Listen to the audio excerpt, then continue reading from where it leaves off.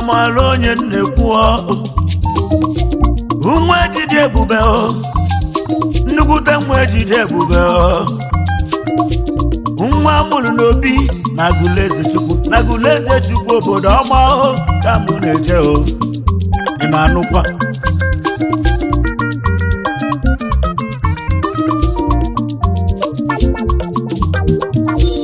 onye ka mụ na-ekwu oyi nwa mụrụ n'obi ife dịli Simeon Ibe gị ka mụ na-ekwu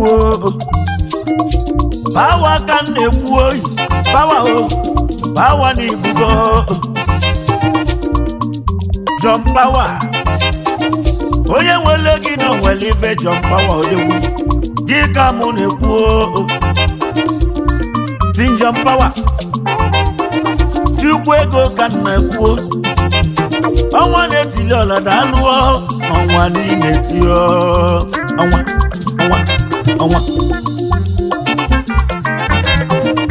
otu egwu nwa Agụleze Chukwu ebulu m ịgbanwe n'agba obodo ọma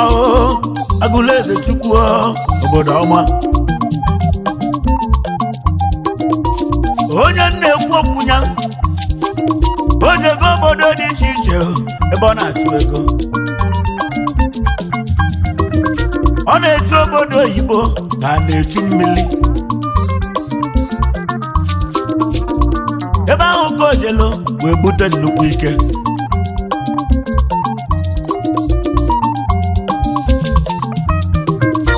wee bata be nne ya wee bata Agụleze Chukwu obodo Edeleji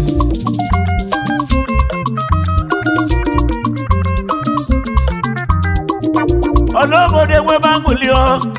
aṅụli si na nwa ka nwa abatago obodo enwebe aṅụli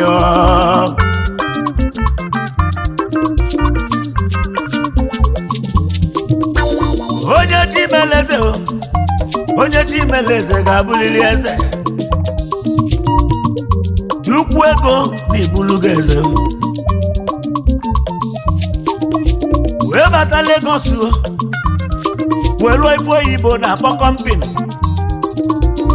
John Power Ventures Nigeria Limited Chukwu ego na ịgbasiri ike Chukwu ego na ịgbasiri ike Chukwu ego na-agụ ata Chukwu ego na-agụ ata Chukwu ego na-agụ ata Chukwu ego na-agụ ata ọnwa niile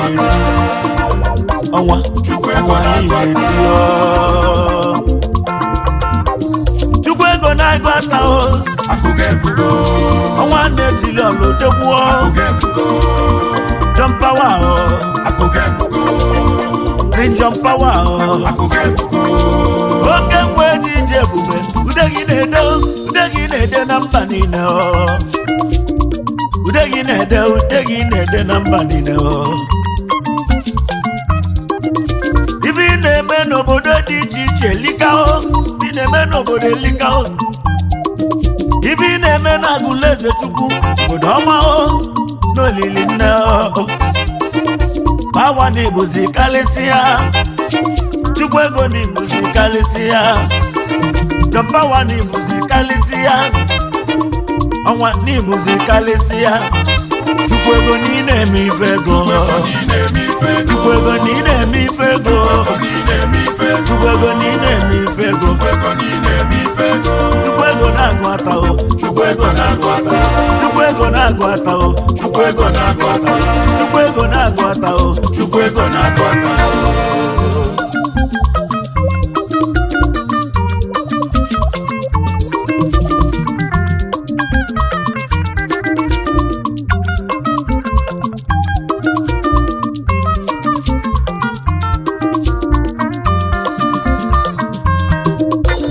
John Power bụ dealer civil engineering equipment ọgwa ya bụ dealer test and measuring equipment John Power bụ dealer educational and scientific lab equipment. John Power bụ dealer educational and scientific lab equipment. John Power bụ dealer educational and scientific lab equipment. John Power bụ dealer educational and scientific lab equipment. John Power bụ dealer educational and scientific lab equipment. John Power bụ dealer educational and scientific lab equipment. Lab equipment John Power bụ dealer construction machinery ka m na-ekwu oji tuse mogo akwanya bụ dealer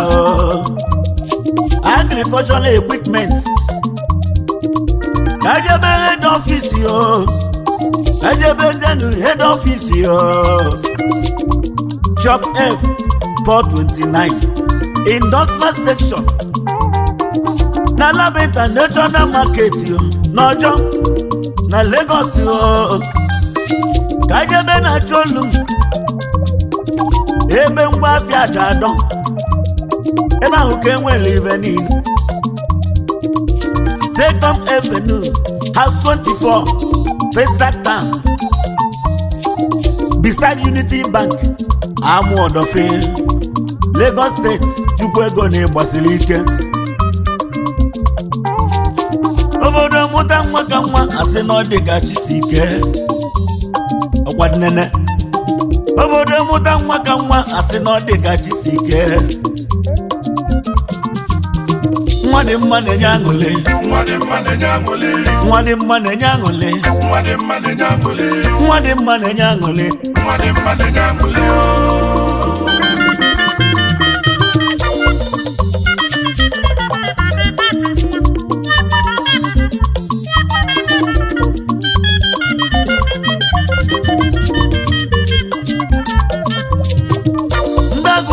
Chukwu obodo ọma ka inwebe aṅụli na mụrụ nwa ka nwa ịṅụ ka inwebe aṅụli inwebe aṅụli na inwebe aṅụli ndagụleze Chukwu obodo ọma ka inwebe aṅụli na mụrụ odegbuo Chukwuego na Anambra egwu amalụ ka m na-eti amara segirise egwu amalụ ka m na-eti amara salịbọ ije ọbịa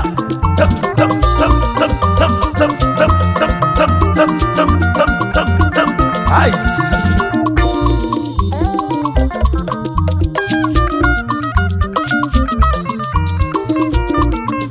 Alele. Nna mulodegwu anabago. Nna mulodegwu anabago. Chief Simeon Okolibe anabago. Osayi Igbo anabago. Chief onye na-enye anabago. Ọnabago na beshia nne m ụlọ ọmụmụ golibe nne m ụlọ nwa ka nwa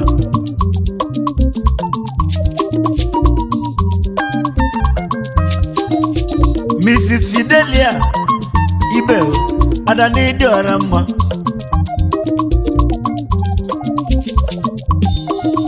mma nwaanyị bụ di ya ada sị gị golibe ada n'Igbo nne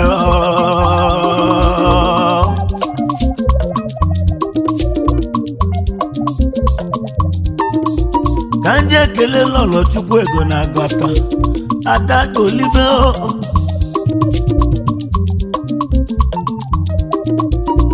Helen Awele Ibe ka na-ekwu adịle n'Enugu ukwu ada n'ịdị ọra mma CEO Awe Hair Essence na UK na Nigeria ka nje zute ndị ọnyị ya ọ sị m kene ndị ọnyị ya ndị be na Chukwuego na-eme ka ifego ndị kpara akụ na nwa ọ sị m kene eme ntọ ya odegwu kpara akụ na nwa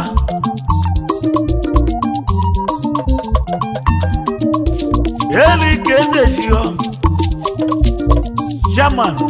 CEO Rico Exhibitions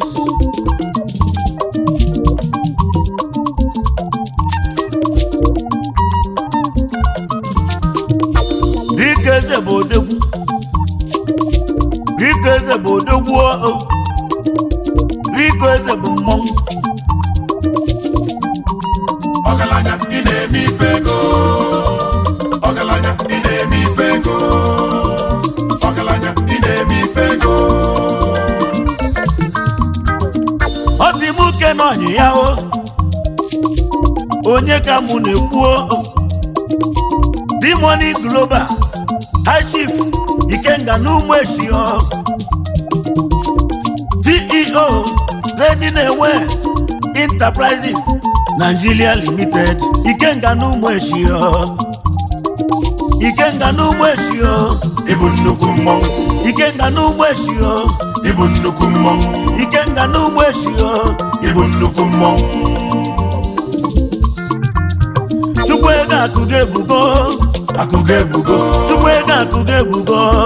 Akụgo ebugo. Chukwuego akụgo ebugo Akụgo ebugo. Chukwuego si mụ jebe ka njezu tọnyịnya ka njezu todogbu ọ si mụ kenele nya President 001 a right 5 aside oyi makalaka oyi makalaka akara aka ka mụ na-ekwu na akara aka na ịgbasiri ike n'ime ọgọ akara aka udeghị na-ede ịgba ka mụ na-akụ akara aka bụ odogwu oyi akara aka n'ime niile ka ị na-eme oyi makalaka oyi makalaka Oyi makalaka o. oyi makalaka Oyi makalaka o. Ozimu kene Petron Elite 5 aside na muo ọnwa na China ọnwa na China bụzi odogwu oyi ọnwa na China bulu di change bulu di change ịchọ ya na dollar ịchọ ya na China ọkọlesi Chọba buru di chenji o. chọba ọnwa na China Chọba buru di chenji o. oyi bulu di change ọnwa ndị na-eti ọnwa na China udeghị na-ede ọnwa ndị na-eti ọnwa ọnwa ọnwa Ọnwa niile ti o. Ọnwa niile ti o. Ọnwa niile ti o. Chukwuego akụgo ebugo Akụgo ebugo. Chukwuego akụgo ebugo Akụgo ebugo. Chukwuego akụgo ebugo Akụgo ebugo.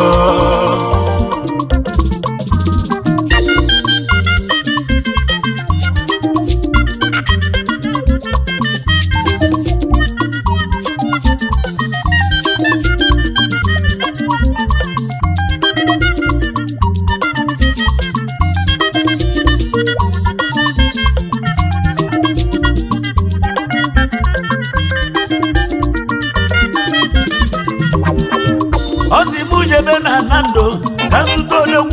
odegwu na Nando Dr. Igwedo Gogo Krista High Chief Kenneth Obalumo n'igbu nnukwute mmọnwụ udu dike mụlụ odegwu ada malọ dike aka n'igbu nnukwu mmọnwụ High Chief asimigbugo a na-amụ aka CEO Peace Brothers Hotel nke dị na Anọka ebe anyị na-alacha aka Ebe anyị na-alacha aka. ebe anyị na-alacha aka Ebe anyị na-alacha aka. Dr. Igwedo bụ mmọnwụ Ebe anyị na-alacha aka. Dr. Igwedo Ebe anyị na-alacha aka. Ozimuke na ọnyị ya Ifeanyị Ọnwachụ nnukwu mmọnwụ ka m na-akpọ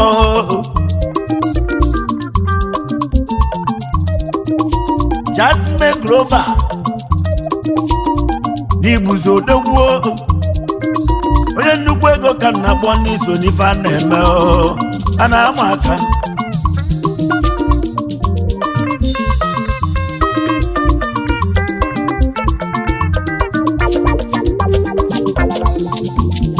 Chukwu egosi m uke na ọnyịnya Geoffrey ilo ka mụ na-ekwu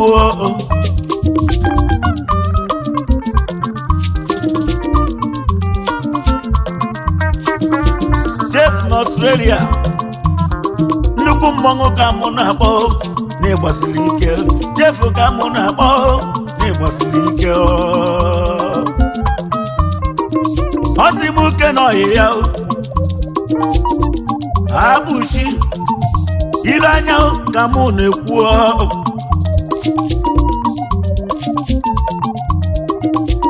abụte kishino equipment n'iso n'ife a na-eme a na-esonye nwere igbo bụ ngọ ka mụ na-ajụ abụte esi bụ mmọnwụ anyị ma abụte esi bụ mmọnwụ abụte esi bụ mmọnwụ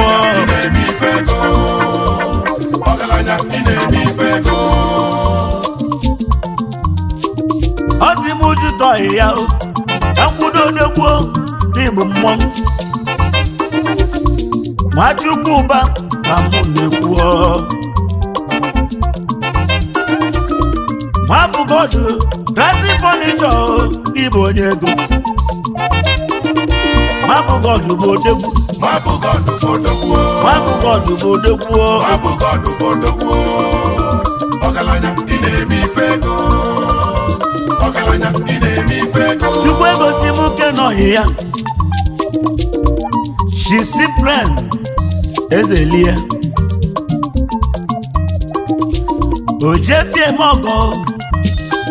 Ojefie Mogo na mbọs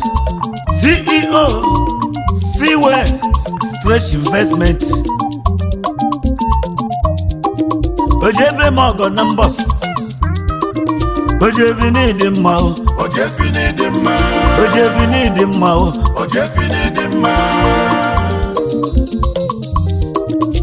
ka njebe agụla eze Chukwu egosi m kene gị afa maka zuo oyi tubulesi ka mụ na-akpọ aka na-ele alọdwil na ladikpọ tubulesi n'ịbụ ọga tubulesi n'ịbụ ọga ọ sị m zụta ọnyịnya Chukwuma Patrick Ede Pet Electronic Company Limited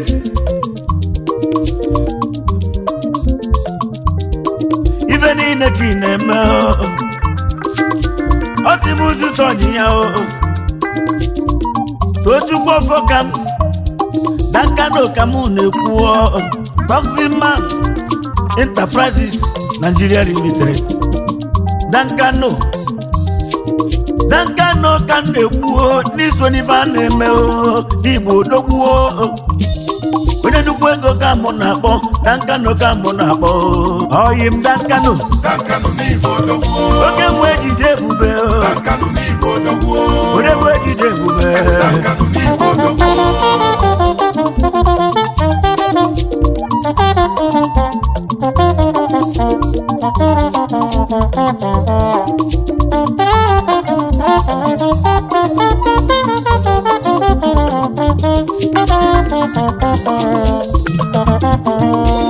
ọ sị m jezenu ka ndị zụta ọnyịnya ọzọ onye a na-ekwu na o nwere ife Ikenna Felix Akpesio Kitchen Equipment n'iso n'ife a na-eme Akibesio ude gị na-ede Igbo Mogo iso na ndị Balakụ na nwa Akibesi bụ odogwu Akibesio ife niile ka ị na-eme iso na ndị Balakụ na nwa